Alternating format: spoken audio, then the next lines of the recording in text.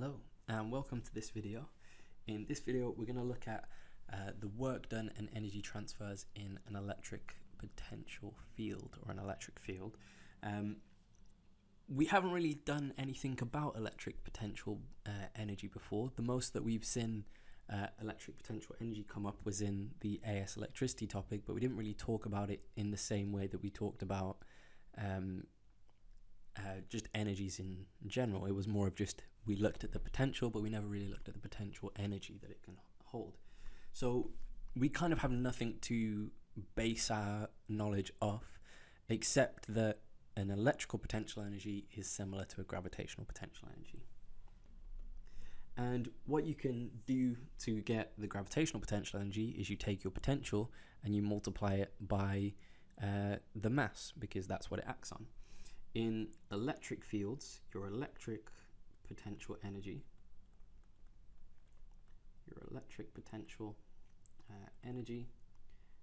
we're going to take the, I'm going to call this EPE for electric potential energy.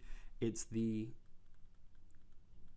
potential multiplied by some sort of second charge. So this I'm going to put in a double box because this is not on your formula sheet. But you can be tested on it. So in the same way that you multiply by a mass in gravitational fields, you multiply by a charge in this. So we could write it as the energy, or your electric potential energy, is Q times V. Okay, so it's the charge times the potential. And actually this does look familiar. This part here we have seen before, because except not in electricity. This is going way back to quantum physics, where we were looking at stopping potentials, and we said that the kinetic energy must be equal to EVS, where E is the charge of an electron and V is some potential. So we can relate a kinetic energy, or an energy in general, to Q times V. So we have actually seen this. And based on this relationship, we're saying that the electric potential energy is inversely proportional to the distance away. So it means that as you get closer and closer, the potential that you have is going to increase. And as you get further and further away, the potential you have is going to decrease. Or at least that's how it seems to begin with. If we were to take this into more of a logical understanding, if we start with a positive charge and we have another positive charge, and I bring this positive charge towards it, my potential is going to increase. Okay, that's because as I'm getting closer, there's more force that wants to actually push it away. And so as R decreases, the electric potential energy increases. So this is true. But then if I have a positive charge here and I have a negative charge here, actually the potential as it goes down is decreasing, because this is the direction that it naturally will go. So what's happening here is that in the same way as in gravity, which is the attractive force, as I go away from gravity, away from this mass, I end up with an increase in potential energy, whereas in this case I end up with an increase by coming towards the mass. Now the reason there's a difference is, again, because this potential can be both positive or negative.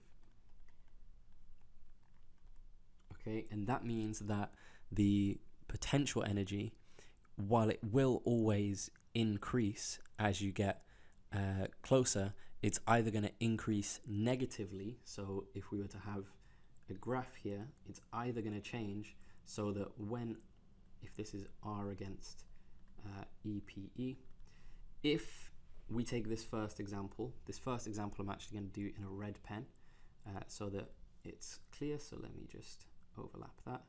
So this is the first example.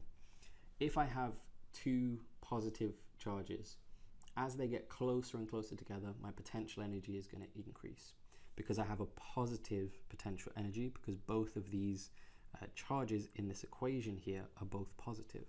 So I end up with a 1 over R graph that looks like this. Okay. For the second case, so this case here, it's actually slightly different, because I'm going to end up with a negative potential or a negative potential energy because I have a negative and a positive. So because one of these is negative and one of them is positive, this electric potential energy has to always be negative. So I'm going to end up with this idea here. So as R increases, both cases, or as R decreases in both cases, so as you get closer, the value increases, so the magnitude increases, but one increases and gets more positive, so it gets bigger, and one increases and gets more negative, so actually gets smaller. Okay, so it does depend on whether you have a positive or negative charge in this system. From there, we need to say, okay, how much work is actually done, how much energy is transferred, and we're saying that if I want to move between two potentials in a field, I have to do work in order to change the potential. And I can define my work done in a similar way to how I've defined the potential energy here. And I say that my work done is just W is Q times the change in V.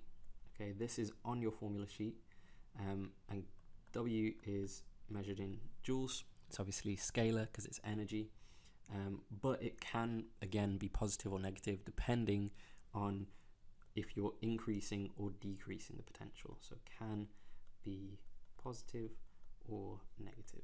Okay, so with all of these things, because you've introduced these negatives, it makes the math a little bit more tedious because you have to be a lot more careful about what values can be positive and what values can't be negative and so on. But in general, I would say always just think logically. Think as it comes together, are you going to feel more or less force pushing them away? The more force that is pushing them away, we see, so if we take this example again, as we bring it closer, so the red curve, as R decreases, we see that the more force or more repulsive force leads to an increase in the elastic potential energy. In the negative way, if I'm going away, there's less attractive force, so it's basically the opposite of this. Less attractive force leads to a decrease in elastic potential energy. Okay, so if you can tell that these things should actually attract each other, and then you're moving them away, you're going to end up with a larger amount of work that has to be done to move them away from each other. So the amount of potential energy they has decreases because it has to convert into a different form in order to push that away.